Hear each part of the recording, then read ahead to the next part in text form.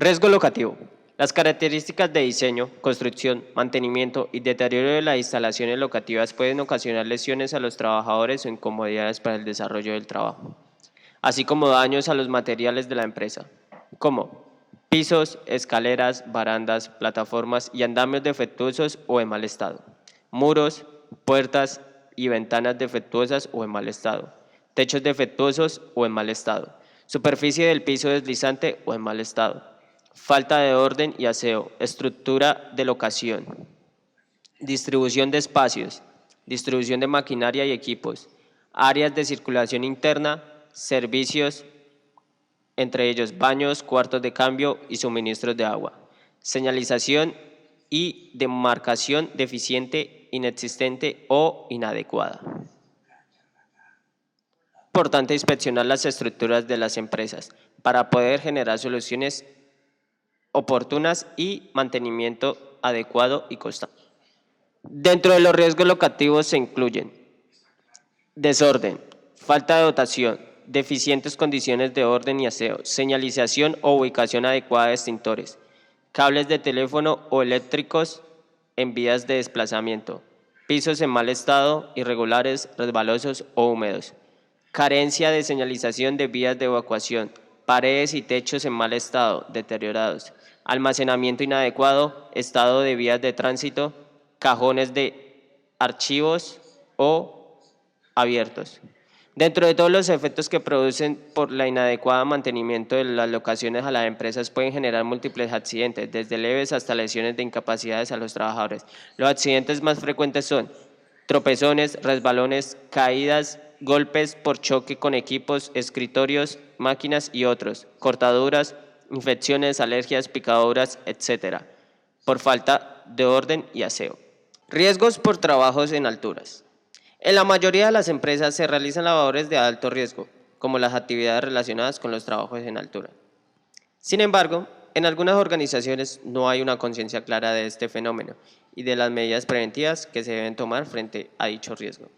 Generalmente, los accidentes por caída en altura son mortales o severos, y un amplio porcentaje de ellos ocurren cuando los trabajadores desempeñan labores ocasionales puntuales o diferentes a las de la operación de la empresa. Clasificación de trabajo en altura. Para facilitar el estudio de los trabajos en altura se clasificaron en 4 grupos. Cada grupo involucra un equipo de protección individual, específico y técnicas propias. Planteadas en el orden de menor a mayor complejidad tendrán las siguientes jerarquizaciones. A. Restricción de movimiento. B. Detención de caídas. C. Posicionamiento bajo tensión continua. D. Acceso por cuerdas. Riesgo público. Son aquellas situaciones peligrosas a las que puede verse expuesto el trabajador en lugares públicos y que pueden poner en peligro su seguridad personal e incluso la vida misma. Nuestra sociedad la conforman, entre otros elementos, las empresas que no han podido ser ajenas a este tipo de conductas violentas, viéndose afectadas de manera directa o indirecta por actos de agresión externa a sus instalaciones o por conductas internas relajadas y que son ya parte de nuestra cultura. Tipos de riesgos.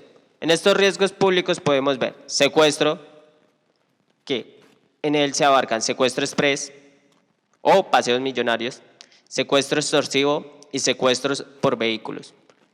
También está terrorismo y atentados de orden público, asaltos, robos y atracos, asesinatos, accidentes de tránsito. Riesgos en espacios confinados. Estos espacios, con cobertura limitada de entrada y salida y ventilación natural desfavorable, en el cual pueden acumularse contaminantes químicos, tóxicos o inflamables, tener una atmósfera con deficiencia de oxígeno y que no esté diseñado para una ocupación continua por parte del trabajador. Una de las características de los accidentes de estos espacios es la gravedad de sus consecuencias, tanto de las personas que realizan el trabajo como de las personas que lo auxilian en forma inmediata, sin adoptar las necesarias medidas de seguridad. Genera cada año víctimas mortales. Tipos de espacios confinados. En los espacios confinados podemos encontrar espacios confinados abiertos por su parte superior y de profundidad tal que dificulta la ventilación natural, como fosas, cubas, pozos, depósitos. Espacios confinados con una pequeña abertura de entrada y salida, como reactores, tanques, gasómetros, túneles, alcantarillas, bodegas. Los espacios confinados se pueden dividir en tres clases A, B o C, de acuerdo al grado de peligro para la vida del trabajador. Clase A. Corresponde a aquellos donde existen un inminente peligro para la vida, generalmente riesgos atmosféricos, gases inflamables, tóxicos, deficiencias o enriquecimiento de oxígeno. B. En esta clase los peligros potenciales en el espacio confinado pueden ser las lesiones y o enfermedades que no comprometan la vida ni la salud y pueden controlarse a través de los elementos de protección personal.